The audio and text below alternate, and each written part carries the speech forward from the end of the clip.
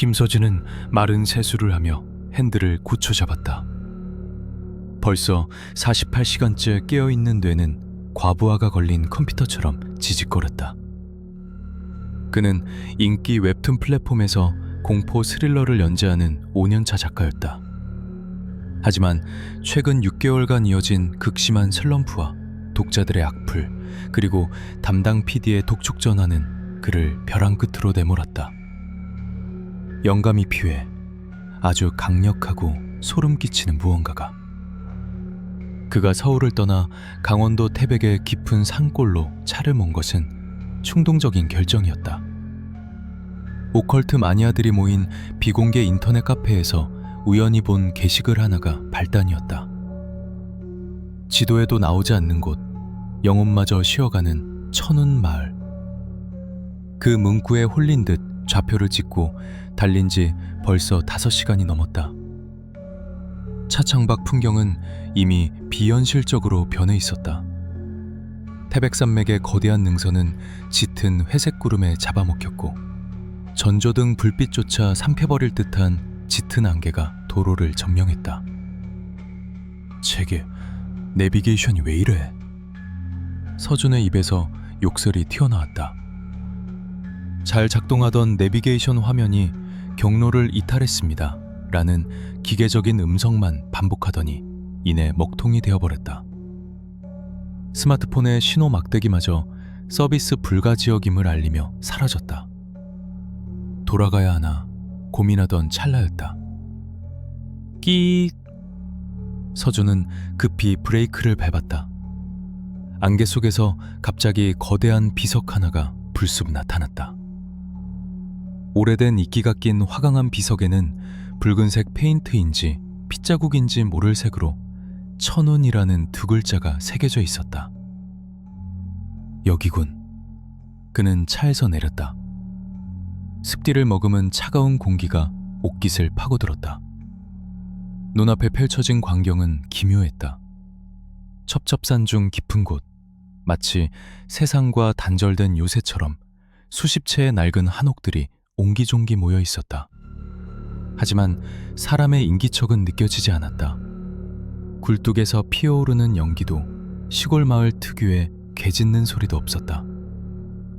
오직 바람 소리와 나뭇잎이 스치는 기분 나쁜 소음뿐이었다. 서준이 마을 입구로 발을 내디디려던 순간이었다. 외지인이군. 등 뒤에서 들려온 낮고 걸걸한 목소리에 서준은 소스라치게 놀라 뒤를 돌아보았다. 언제 다가왔는지 낡은 개량 한복을 입은 노인 한 명이 그를 빤히 쳐다보고 있었다. 예수는 좋게 넘어 보이는 나이였지만 꼿꼿한 허리와 다부진 체격은 노인이라기보다 사냥꾼에 가까워 보였다. 안녕하세요. 길을 좀 잃은 것 같아서요.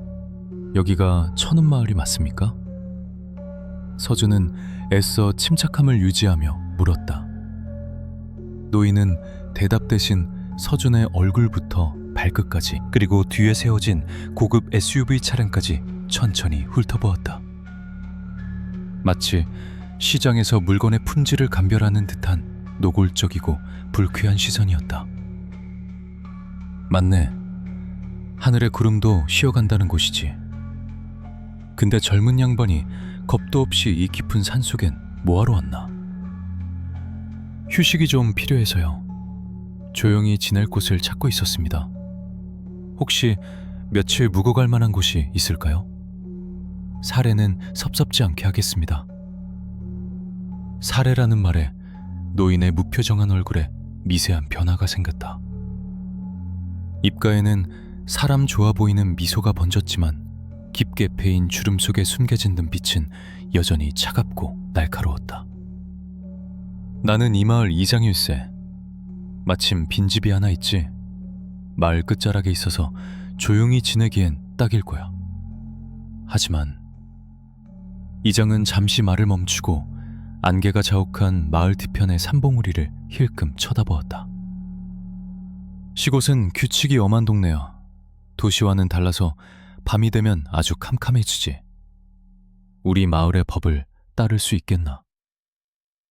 서준은 그 제안을 거절할 수 없었다. 이미 날은 어두워졌고 돌아갈 길은 안개에 막혀 있었다. 무엇보다 이 마을에서 뿜어져 나오는 음산한 분위기가 창작욕을 묘하게 자극하고 있었다. 네, 따르겠습니다. 신세종 지겠습니다, 이장님. 서준이 고개를 숙이자 이장은 의미심장한 미소를 지으며 앞장섰다. 안개 속으로 걸어 들어가는 이장의 뒷모습이 마치 저승길을 안내하는 사자처럼 보였다는 생각은 서준의 지나친 과민 반응이었을까. 그렇게 웹툰 작가 김서준의 악몽은 시작되고 있었다. 이장이 안내한 곳은 마을의 가장자리, 숲이 시작되는 경계선에 위태롭게 서 있는 낡은 계량 한옥이었다. 칠이 벗겨진 나무 기둥과 검게 변한 기와 지붕은 세월의 흔적이라기보다 관리되지 않고 방치된 흉가에 가까워 보였다. 하지만 서준에게는 오히려 그 점이 마음에 들었다. 도시의 소음과 단절된 오로지 자신만의 세계에 빠져들 수 있는 완벽한 고립감. 그가 원하던 것이 바로 이것이었다. 방은 따뜻하게 데워놨으니 춥지는 않을 걸세. 욕실은 마당 왼편에 있고 식사는 원하면 마을 회관에서 챙겨줄 수도 있지만 보통 외지인들은 직접 해먹는 걸 편해하더구먼. 이장은 마루에 걸터앉아 곰방대를 두드리며 무심하게 말했다. 서준은 짐을 풀며 집안을 둘러보았다. 가구라고는 낡은 자개장 하나와 작은 밥상뿐이었지만 청소 상태는 의외로 깨끗했다. 먼지 하나 없이 닦인 바닥에서는 은은한 소래향까지 났다. 감사합니다, 이장님. 조용하고 좋네요. 제가 원고 작업 때문에 밤샘이 잦아서 그런데 혹시 밤에 산책을 좀 해도 괜찮을까요? 서준의 물음에 곰방대를 물고 있던 이장의 손이 허공에서 딱 멈췄다. 방금 전까지 사람 좋아 보이던 이장의 눈빛이 순식간에 서늘하게 가라앉았다. 그는 천천히 고개를 돌려 서준을 정면으로 응시했다. 그 눈빛에는 명백한 경고가 담겨 있었다. 규칙이 있네. 이장의 목소리가 한층 낮아졌다. 이 마을에 머물려면 반드시 지켜야 할 규칙이 두 가지 있어. 첫째, 밤 10시가 넘으면 절대 방문을 열거나 밖으로 나오지 말게. 창문도 굳게 닫고 커튼을 치고 있어야 해. 서준은 당황스러워하며 되물었다. 10시요? 너무 이른 시간 아닙니까? 게다가 창문까지 닫으라니 무슨 이유라도... 이유는 묻지 말고 그냥 따르게. 이장의 호통이 좁은 방 안을 울렸다. 서준이 입을 다물자 이장은 다시 목소리를 낮추며 말을 이었다. 이곳은 밤안개가 짙어. 안개 속에는 산짐승도 많고 도시 사람들은 모르는 위험한 것들이 돌아다니지. 자네 안전을 위해서 하는 말이니 명심하게. 서준은 찜찜했지만 일단 고개를 끄덕였다. 시골 노인들의 미신이나 텃세쯤으로 여기기로 했다. 알겠습니다. 주의하겠습니다. 그럼 두 번째 규칙은 뭡니까? 이장은 자리에서 일어나 마당 밖, 어둠이 내려앉기 시작한 북쪽 산등성이를 손가락으로 가리켰다. 그곳은 마을의 다른 곳보다 유독 숲이 울창하고 음산한 기운이 감도는 곳이었다. 저기 보이는 북쪽 산자락, 저곳에는 절대 얼씬도 하지 말게. 그곳은 어르신을 모시는 신당이 있는 곳이 우리 마을 사람들이 신성시하는 곳이니 부정한 외지인의 발길이 닿으면 큰 사달이 날 것이. 신당이요? 서준의 웹툰 작가로서의 호기심이 발동했다. 민속신앙, 금지된 구역, 폐쇄적인 마을. 공포 만화의 클리셰였지만 현실에서 마주하니 묘한 전율이 일었다. 그래, 신이 노는 땅이지. 호기심에라도 올라가 볼 생각은 꿈도 꾸지 마. 전에도 자네 같은 외지놈이 멋대로 올라갔다가... 이장은 말을 흐리며 혀를 쳤다. 그 뒷말이 무엇이었을지 짐작하는 건 어렵지 않았다. 겁을 주려는 의도가 다분해 보였지만 이장의 표정은 연기라기엔 지나치게 진지했다. 명심하겠네. 밤 6시 이후 외출 금지, 그리고 북쪽산 출입 금지. 약속드리죠. 약속했네. 그 약속만 지키면 아무 일 없을 거야. 그럼 쉬게나.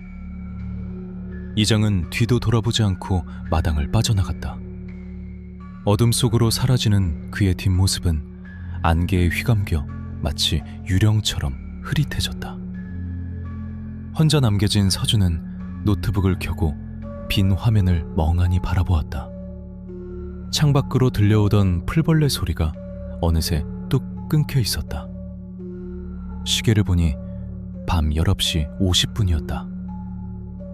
그냥 시골 노인네의 헛소리야. 그는 애써 웃어넘기며 창문을 닫으려 했다. 그때였다. 저 멀리 이장이 가지 말라고 경고했던 북쪽산 중턱에서 희미한 붉은 불빛이 깜빡이는 것이 보였다. 그리고 바람을 타고 아주 미세하게 퉁퉁 거리는 북소리 같은 진동이 전해져 왔다. 서준은 저도 모르게 마른 침을 삼켰다. 호기심과 알 수 없는 불안감이 동시에 밀려왔다. 그는 떨리는 손으로 창문을 걸어 잠그고 두꺼운 커튼을 쳤다. 하지만 19시가 지나자 시작된 설명할 수 없는 한기는 두꺼운 한옥벽을 뚫고 그의 등 뒤를 서늘하게 핥고 있었다. 마을에서의 첫날 밤은 악몽과도 같았다. 서준은 꿈속에서 끊임없이 무언가에 쫓기는 꿈을 꾸다 식은땀에 젖어 깨어났다. 아침 햇살이 창호지 문을 뚫고 들어왔지만 방 안의 공기는 여전히 축축하고 무거웠다. 기분 탓이겠지. 서준은 찌뿌둥한 몸을 일으켜 마을 산책에 나섰다. 어젯밤의 음산함은 거친 안개와 함께 사라진 듯했고 마을은 평화로워 보였다. 하지만 그 평화로움 속에는 말로 설명할 수 없는 기괴한 이질감이 숨어 있었다. 마을 안쪽으로 들어설수록 서준은 고개를 갸웃거렸다. 논밭을 갈거나 짐을 나르는 사람들은 대부분 건장한 중년 남성들이었다. 그들은 하나같이 힘이 넘쳐 보였고 피부에는 묘한 윤기가 흘렀다. 시골 마을에서 흔히 볼 수 있는 허리 굽은 노인이나 병약한 모습은 찾아볼 수 없었다. 반면 여성들의 모습은 충격적이었다. 아주머니, 안녕하세요. 서준이 밭에서 김을 메고 있는 한 중년 여성에게 인사를 건넸다. 하지만 그녀는 고개조차 들지 않았다. 가까이 다가가 보니 그녀의 상태는 처참했다. 헝클어진 머리카락, 흙투성이인 옷, 무엇보다 초점을 잃고 퀭하게 풀린 눈동자가 섬뜩했다. 마치 영혼이 빠져나간 껍데기만 남은 인형 같았다. 그녀는 기계적으로 호미질만 반복할 뿐 서준의 존재를 전혀 인식하지 못하는 듯했다. 저기요. 서준이 다시 한번 불렀지만 대답 대신 멀리서 굵직한 고함이 날아들었다. 어이, 거기 외지 양반, 뭐 하는 거야? 고개를 돌리자 낯을 든 사내 2명이 험악한 표정으로 다가오고 있었다. 근육질의 몸매가 셔츠 위로 붉어져 나온 그들은 저기를 감추지 않았다. 일하는 사람 방해하지 말고 저리 가쇼. 우리 마을 여자들은 낯선 사람 싫어하니까. 아, 죄송합니다. 그냥 인사를 좀 하려고. 인사고 나발이고 볼일 없으면 그냥 가던 길 가라고. 사내가 거칠게 쏘아붙였다. 서준은 뒷걸음질 치며 물러났다. 멀어지면서 힐끔 뒤를 돌아보았지만 여자는 여전히 고개 한번 들지 않고 땅만 파고 있었다. 그때 서준의 머릿속에 번뜩이 니는 의문 하나가 스쳤다. 잠깐만, 이 마을에 젊은 여자가 단 한 명도 없어. 아까부터 마주친 여성들은 모두 40대 후반에서 50대로 보이는 중년 여성들 뿐이었다. 20대나 30대의 젊은 여성은 물론이고 아이들의 웃음소리조차 들리지 않았다. 젊은이들이 도시로 떠나는 이 촌양도 현상은 흔한 일이었지만 이 마을은 정도가 심했다. 남자들은 청년층부터 노년층까지 골고루 분포되어 있는데 여자는 오직 늙고 병든 듯한 중년들 뿐이라니. 마치 성비의 균형이 임의적으로 파괴된 것 같은 기형적인 구조였다. 서준은 마을 회관 근처 벤치에 앉아 스케치북을 꺼냈다. 영감을 얻기 위해 마을 사람들을 그리기 시작했지만 손끝에서 그려지는 그림은 점점 기괴하게 변해갔다. 활기 넘치고 탐욕스러운 눈빛의 남자들, 그리고 그림자처럼 희미하고 생기 없는 여자들. 그림 그리는 양반인가? 어느새 다가왔는지 이장이 서준의 등 뒤에서 스케치북을 내려다보고 있었다. 아, 이장님. 네, 취미 삼아 끄적이고 있습니다. 서준은 황급히 스케치북을 덮었다. 이장은 덮인 스케치북을 뚫어져라 쳐다보다가 묘한 미소를 지었다. 솜씨가 좋구먼. 근데 너무 자세히 보지는 마. 가끔은 모르는 게 약이 될 때도 있으니까. 이장의 말은 단순한 조언이 아니었다. 그것은 명백한 경고였다. 서준은 등골이 서늘해지는 것을 느끼며 애써 미소 지었다. 네, 명심하겠습니다. 이장이 멀어지자 서준은 다시 스케치북을 폈다. 방금 그린 그림 속 여자들의 눈은 텅 비어 있었지만 입모양은 비명을 지르는 듯 일그러져 있었다. 그는 직감했다. 이 마을의 평화로운 풍경 뒤에는 끔찍한 비밀이 숨겨져 있다는 것에. 그리고 그 비밀은 사라진 젊은 여자들과 관련이 있을 것이라고. 서준의 펜끝이 덜덜 떨리도시겠다. 공포는 상상이 아닌 현실로 다가오고 있었다. 마을에 들어온 지 사흘째 되는 밤이었다. 서준은 여전히 한 줄의 원고도 쓰지 못한 채 신경만 곤두세우고 있었다. 낮에 목격한 마을의 기이한 풍경들이 머릿속에서 떠나지 않았다. 생기 없는 여자들, 지나치게 건강한 남자들, 그리고 사라진 젊음. 도대체 이 마을 정체가 뭐지? 시계바늘이 밤 9시를 가리키고 있었다. 이장이 엄포를 놓았던 통금 시간을 훌쩍 넘긴 시각이었다. 서준은 불 끄고 자리에 누웠지만 잠은커녕 정신은 더욱 말똥말똥해졌다.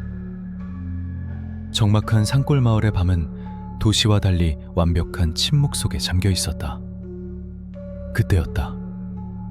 둥, 둥, 둥. 미세하지만 규칙적인 진동이 바닥을 타고 전해져 왔다. 첫날 밤 들었던 바로 그 소리였다. 마치 거대한 짐승의 심장 박동 소리 같기도 하고 깊은 땅 속에서 울리는 북소리 같기도 했다. 서준은 숨을 죽이고 귀를 기울였다.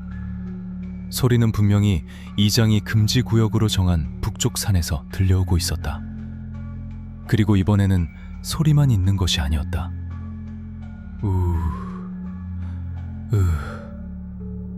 바람 소리에 섞여 희미한 신음소리가 들려왔다. 고통에 찬 비명인지 아니면 쾌락에 젖은 탄성인지 구분하기 힘든 기괴한 소리였다. 여러 사람의 목소리가 뒤섞여 하나의 낮고 굵은 합창처럼 울려 퍼졌다. 그것은 마치 주문 같았다. 서준은 참을 수 없는 호기심에 몸을 일으켰다. 이장의 경고가 귓가에 맴돌았지만 공포 웹툰 작가로서의 본능이 공포를 압도했다. 그는 아주 조심스럽게 방문을 열고 툇마루로 나갔다.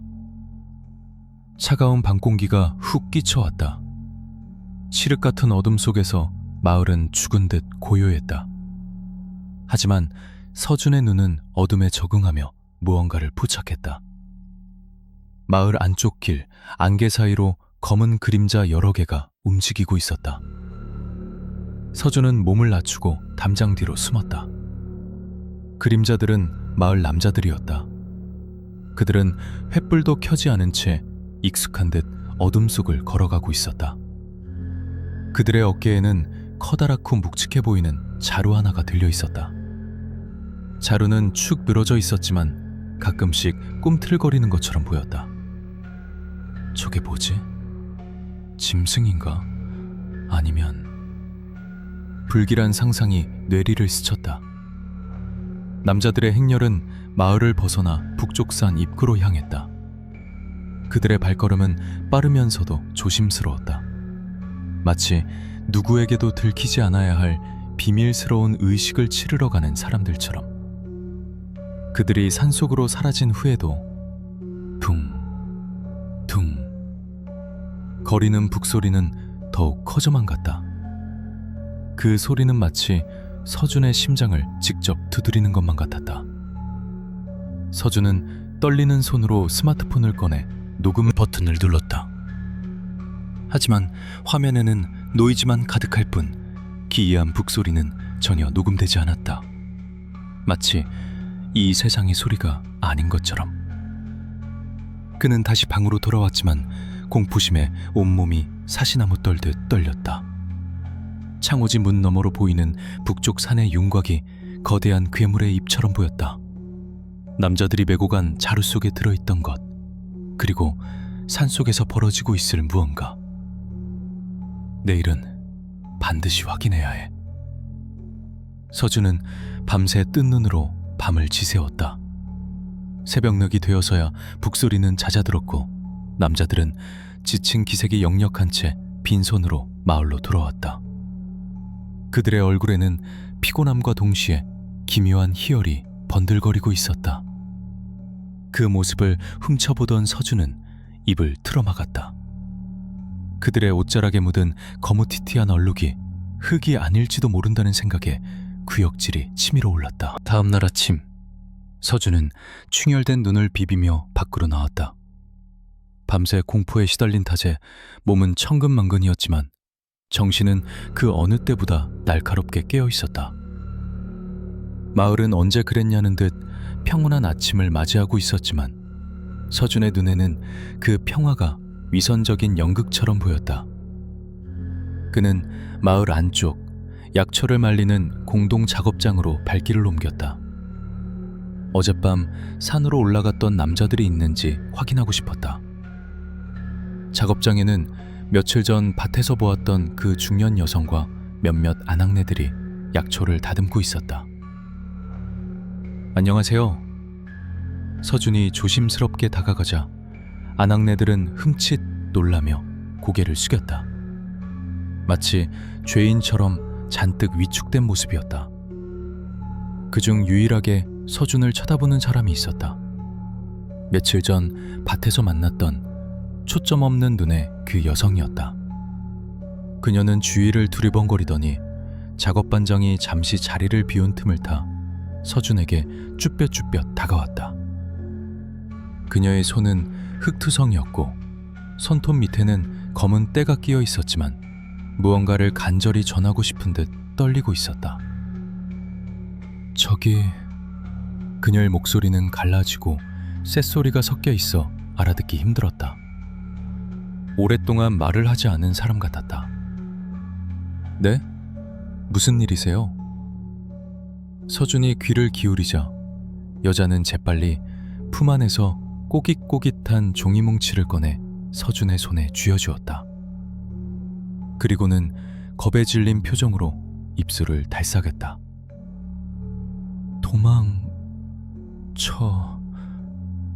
눈. 그녀의 말은 거기서 끝이었다. 멀리서 작업반장인 듯한 덩치 큰 사내가 고함을 지르며 다가오고 있었기 때문이다. 어이, 거기 103번. 딴짓하지 말고 일해. 여자는 소스라치게 놀라며 다시 약초 더미 속으로 몸을 숨겼다. 서준은 얼른 종이뭉치를 주머니에 쑤셔넣고 짐짓 태연한 척했다. 그냥 길을 좀 물어보고 있었습니다. 사내는 의심스러운 눈초리로 서준을 쏘아보더니 퉁명스럽게 뱉었다. 외지 양반, 자꾸 여자들한테 찝쩍거리지 마시오. 재수 없으니까. 서준은 서둘러 자리를 피했다. 숙소로 돌아오자마자 그는 떨리는 손으로 주머니 속의 종이를 꺼내 폈다. 그것은 찢어진 달력 뒷면이었다. 종이에는 붉은색 크레파스, 아니 립스틱 같은 것으로 그린 듯한 그림이 있었다. 그것은 눈이었다. 하지만 평범한 눈이 아니었다. 눈동자에서는 붉은 피눈물이 흘러내리고 있었고 눈동자 안에는 수많은 사람이 갇혀 절규하는 듯한 형상이 그려져 있었다. 조잡한 그림이었지만 그 안에 담긴 공포와 절망은 소름 끼칠 정도로 생생했다. 그리고 그림 아래에는 삐뚤빼뚤한 글씨로 이렇게 적혀 있었다. 보는 자가 갇힌다. 밤에 눈을 피해. 서준의 등골에 식은땀이 흘렀다. 보는 자라니. 그리고 밤의 눈은 무엇을 의미하는 것일까? 어젯밤 산에서 보았던 붉은 불빛, 아니면 이 마을 사람들의 감시하는 시선. 그때 방문 밖에서 인기척이 느껴졌다. 계신가? 이장의 목소리였다. 서준은 황급히 종이를 노트북 밑에 숨기고 문을 열었다. 이장이 뒷짐을 진 채 마당에 서 있었다. 그의 시선은 방 안을 훑더니 정확히 노트북이 있는 곳에 잠시 머물렀다. 아, 이장님, 무슨 일이십니까? 얼굴이 안 좋아 보여서 말이야. 잠자리가 불태난가? 이장의 말투는 다정했지만 눈은 웃고 있지 않았다. 그는 마치 먹잇감의 상태를 확인하는 포식자처럼 서준을 관찰하고 있었다. 아닙니다. 그냥 원고 작업 때문에 피곤해서요. 그래, 다행이구먼. 오늘은 마을 잔치가 있어. 저녁에 회관으로 와서 술이나 한잔하게. 외지인 환영회 겸해서 말이야. 잔치요? 그래, 우리 마을에 아주 중요한 날을 앞두고 기운을 북돋우는 자리지. 꼭 참석하게. 이장은 거절은 용납하지 않겠다는 듯 단호하게 말하고 돌아섰다. 서준은 직감했다. 오늘 밤 무언가 결정적인 일이 벌어질 것이라는 것을. 여자가 준 쪽지의 경고, 이장의 갑작스러운 초대, 그리고 다가오는 중요한 날. 모든 퍼즐 조각이 하나의 끔찍한 그림을 향해 맞춰지고 있었다. 서준은 주먹을 꽉 쥐었다.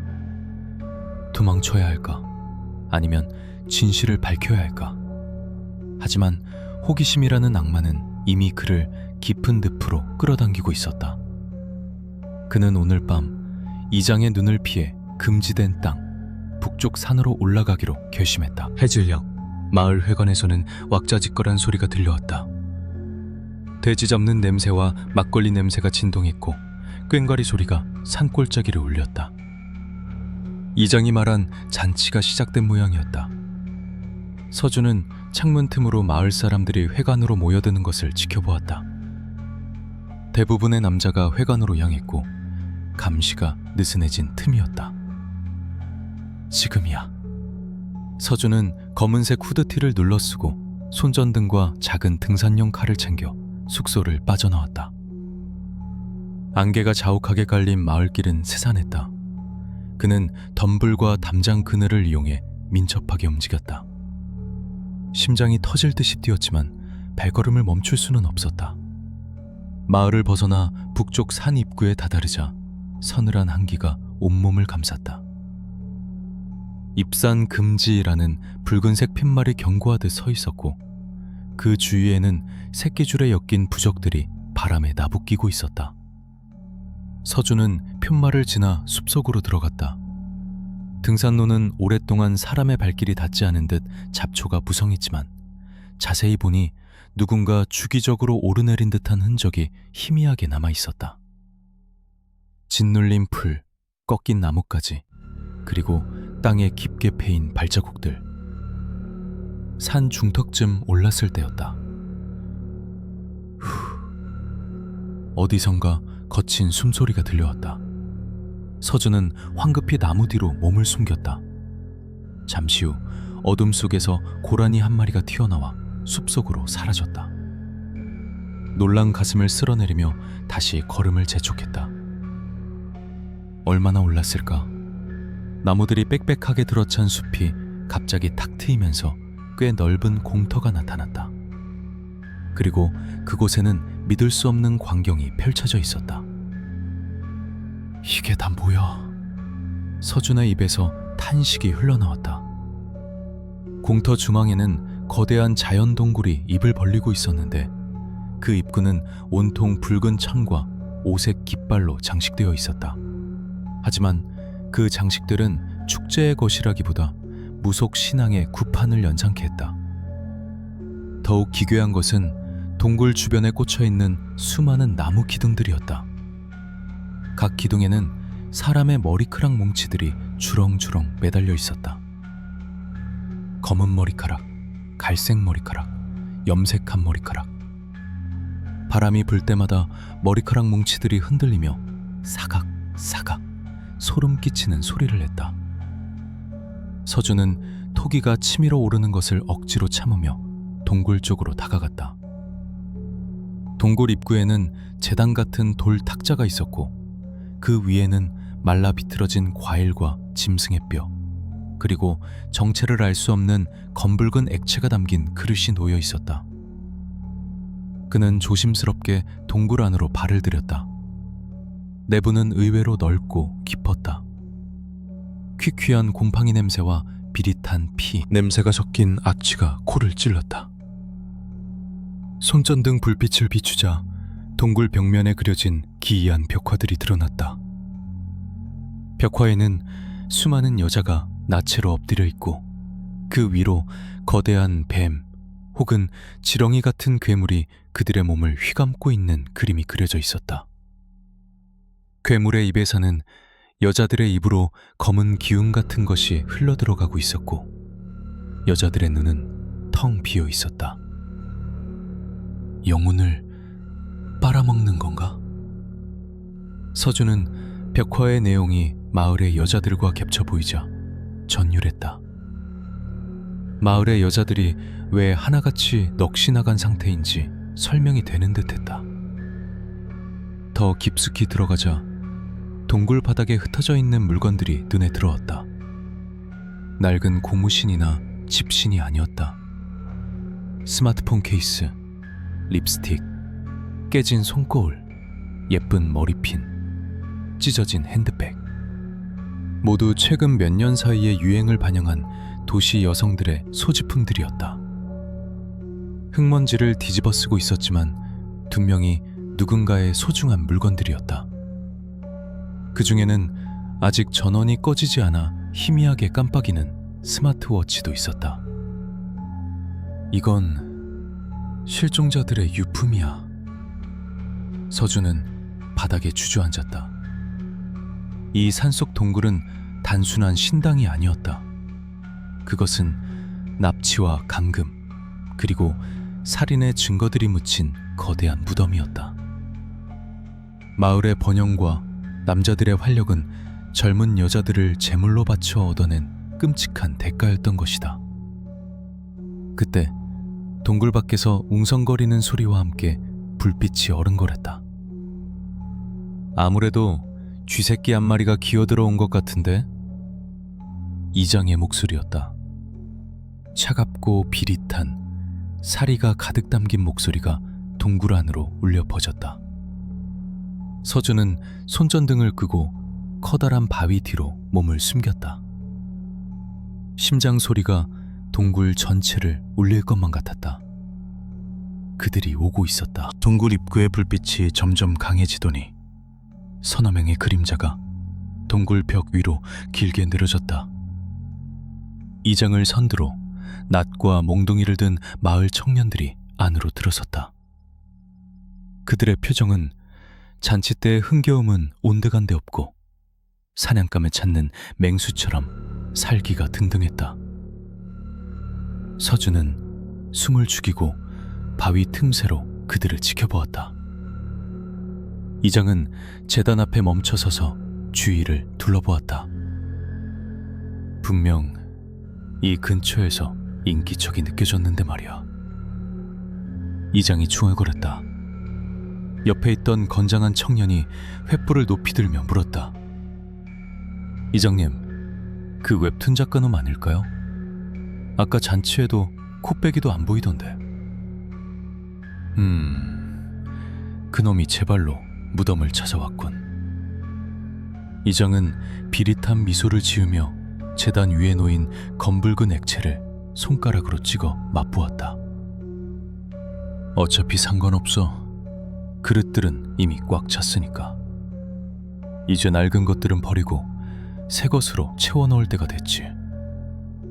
이번에 들어온 물건들은 상태가 아주 좋아.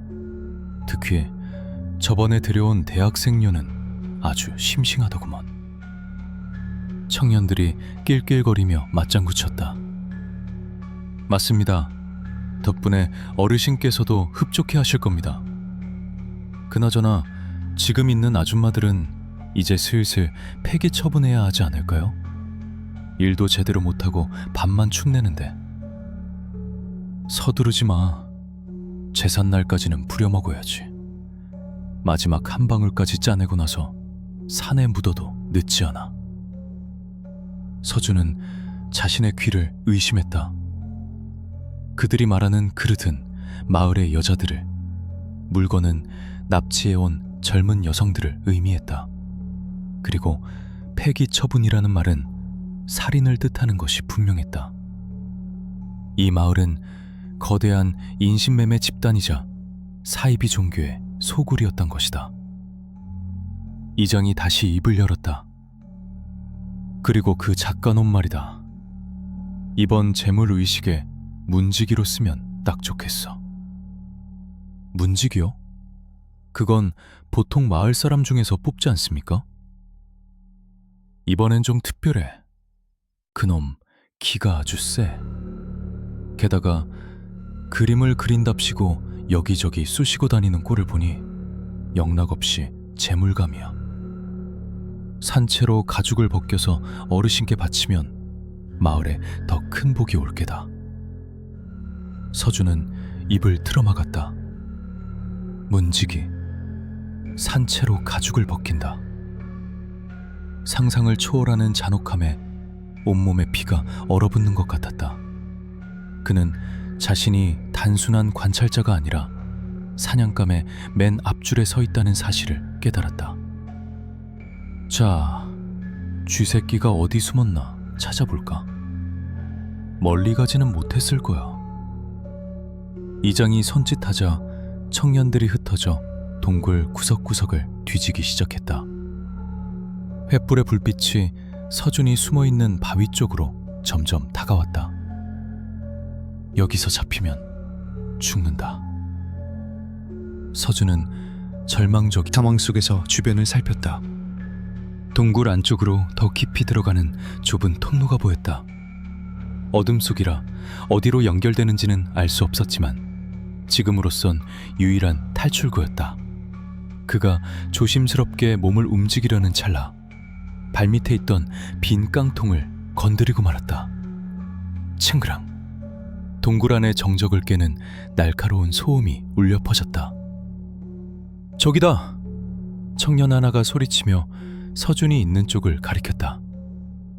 이장의 시선이 정확히 바위 뒤를 꿰뚫었다. 잡아! 산채로 잡아와야 해! 서준은 더 이상 숨을 수 없었다. 그는 벌떡 일어나 어둠 속의 좁은 통로를 향해 전력으로 질주했다. 귀에서 고함과 발소리가 폭풍처럼 밀려왔다. 거기서! 이 새끼야! 좁은 통로는 젖은 이끼와 날카로운 돌부리들로 가득했다. 서준은 몇 번이나 넘어지고 긁히면서도 미친 듯이 달렸다. 공포가 아드레날린을 펌프질해 평소라면 낼 수 없는 속도로 어둠을 뚫고 나갔다. 하지만 통로 끝에서 희미한 빛을 보이는 순간 그는 절망했다. 그곳은 깎아지른 듯한 절벽이었다. 아래는 까마득한 낭떠러지였고 시커먼 계곡물이 소용돌이치며 흐르고 있었다. 뒤를 돌아보았다. 횃불을 든 마을 사람들이 점점 거리를 좁혀오고 있었다.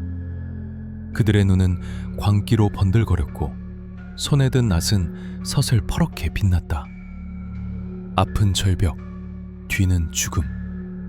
선택지는 없었다. 차라리 이게 낫겠어. 서준은 눈을 질끈 감고 절벽 아래 칠흑 같은 어둠 속으로 몸을 던졌다. 안 돼! 잡아! 이장의 다급한 외침이 들렸지만 이미 서준의 몸은 허공을 가르고 있었다. 차가운 바람이 귀를 때렸고 곧이어 얼음장 같은 계곡물이 그의 몸을 삼켰다. 차가운 계곡물이 온몸을 휘감았다. 서준은 수면 위로 떠오르기 위해 필사적으로 팔을 휘저었지만 물살은 거칠고 빨랐다.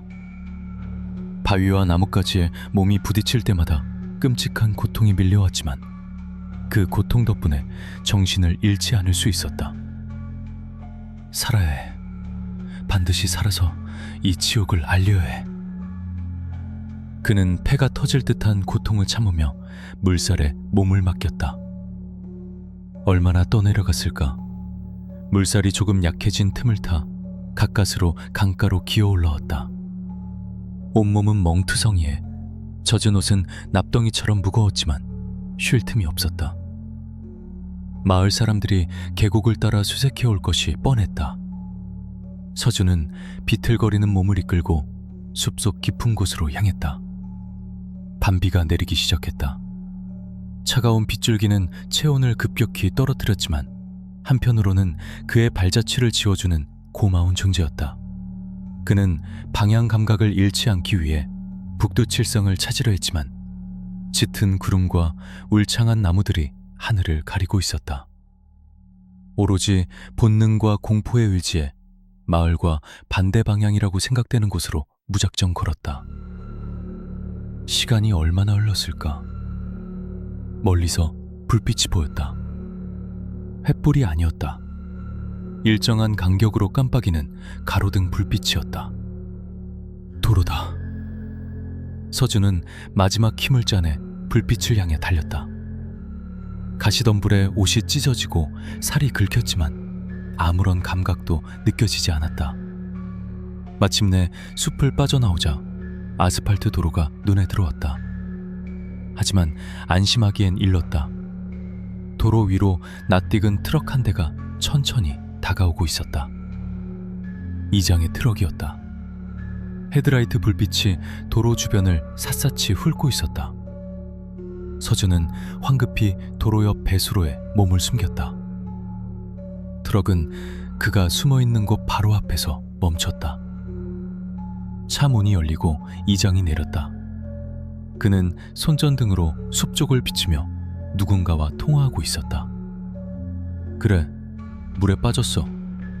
아직 시체는 못 찾았고. 알아. 놓치면 우리 다 죽는 거. 걱정 마.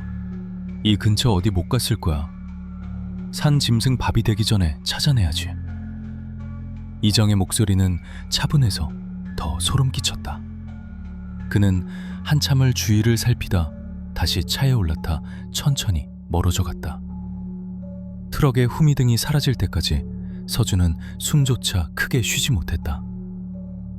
트럭이 완전히 사라진 것을 확인한 후 서준은 다시 숲으로 들어가지 않고 도로를 따라 걷기 시작했다. 차를 얻어 타는 건 위험했다. 마을 사람들과 한패일 수도 있었다. 새벽이 밝아올 무렵 서준은 탈진 직전의 상태로 국도변의 한 휴게소에 도착했다. 불이 켜진 24시간 편의점이 구세주처럼 보였다. 도와주세요. 편의점 문을 열고 들어선 서준을 보고 아르바이트생이 비명을 질렀다. 물에 젖은 채 피투성이가 된 서준의 몰골은 영락없는 귀신이나 살인마의 모습이었다. 경찰 좀 불러주세요. 그 말을 끝으로 서준은 정신을 잃고 쓰러졌다. 바닥에 쓰러진 그의 손에는 동굴에서 주워온 낡은 스마트워치 하나가 꽉 쥐어져 있었다. 그것이 유일한 증거이자 희망이었다. 서준이 눈을 떴을 때는 병원의 하얀 천장이 보였다. 온몸에 링거 주사바늘이 꽂혀 있었고 옆에는 제복을 입은 경찰관 2명이 서 있었다. 정신이 드십니까? 경찰관의 물음에 서준은 벌떡 몸을 일으키려다 극심한 통증에 다시 주저앉았다. 천운마을, 그곳을 조사해야 해요. 그 사람들이 여자를 납치해서 죽이고 있어요. 동굴에 시체가, 증거가 있다고요. 서준은 횡설수설하며 소리쳤다. 경찰관들은 서로 난처한 눈빛을 교환했다. 진정하세요, 김서준 씨. 신고를 받고 저희가 그 마을에 다녀왔습니다. 다녀왔다고요? 그럼 이장은요? 잡았습니까? 동굴은요? 그게... 경찰관은 잠시 머뭇거리더니 수첩을 꺼내 들었다.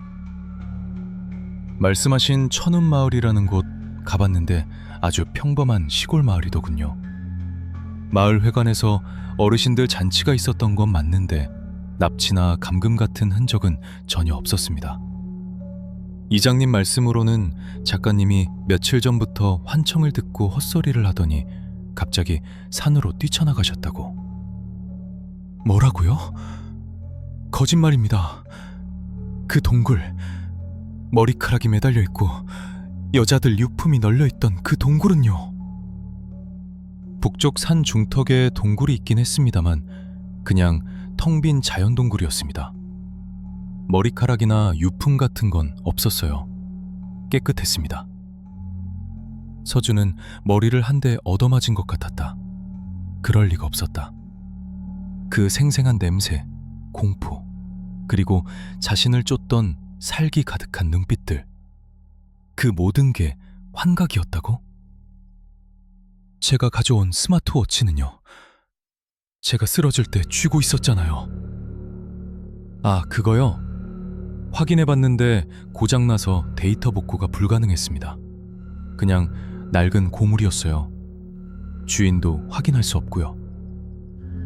경찰은 서준을 과로와 스트레스로 인한 일시적인 정신착란으로 결론짓는 분위기였다. 서준은 절망했다. 그들이 완벽하게 증거를 인멸했다는 것을 깨달았다. 그들은 단순한 시골 노인들이 아니었다. 그곳은 조직적이고 치밀한 범죄 집단이었다. 거짓말이야. 다들 한텅속이야. 서준이 중얼거렸지만 경찰관은 듣지 않았다. 일단 퇴원하시면 서울로 돌아가서 푹 쉬세요. 가족분들께는 연락해 두었습니다. 경찰들이 나가고 병실에 홀로 남은 서준은 창밖을 바라보았다. 병원 정원의 평화로운 풍경이 비현실적으로 느껴졌다. 그때 병원 주차장에 낯익은 트럭 한 대가 서 있는 것이 보였다. 이장의 트럭이었다. 운전석에는 아무도 없었지만 조수석 창문에 누군가가 붉은 립스틱으로 그린 듯한 그림이 붙어 있었다. 피눈물을 흘리는 눈. 그리고 그 아래에는 작지만 선명하게 글씨가 쓰여 있었다. 다시 올 거지? 서준은 비명을 지르며 커튼을 쳤다. 그들은 끝까지 그를 놓아줄 생각이 없었다. 아니, 오히려 그를 기다리고 있었다. 그 지옥 같은 마을은 여전히 그곳에 존재하며 또 다른 재물을, 그리고 도망친 문지기가 제발로 돌아오기를 기다리고 있는 것이다. 서준의 몸이 덜덜 떨렸다. 그는 살아남았지만 영혼은 여전히 그 눅눅하고 어두운 동굴 속에 갇혀 있었다. 서울로 돌아온 지 6개월이 지났다. 서준은 다시 일상으로 복귀하려 했었다. 정신과 치료를 병행하며 약을 먹었고 웹툰 연재는 무기한 휴재 상태였다. 사람들은 그가 과로로 쓰러져 요양을 다녀온 것으로만 알고 있었다. 하지만 서준의 삶은 예전 같지 않았다. 그는 밤이 되면 불을 끄지 못했고 창문은 항상 2중, 3중으로 잠가두었다. 길을 걷다가도 누군가 쳐다보는 시선이 느껴지면 식은땀을 흘리며 뒤를 돌아보곤 했다. 어느 날 서준은 오랜만에 작업실에 앉아 태블릿 펜을 들었다. 담당 PD의 간곡한 부탁으로 단편 공포 만화를 그리기로 한 것이다. 그냥 상상 속의 이야기라고 생각하자. 그는 천운마을에서의 경험을 모티브로 콘티를 짜기 시작했다. 안개 낀 마을, 생기 없는 여자들, 그리고 인신매매를 일삼는 마을 남자들. 그림을 그릴수록 잊고 싶었던 기억들이 되살아나 손끝을 타고 흘러나왔다. 작업은 순조로웠다. 아니, 지나치게 빨랐다.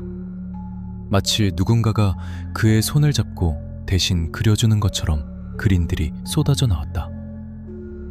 밤을 새워 완성한 원고를 보던 서준은 소스라치게 놀라 펜을 떨어뜨렸다.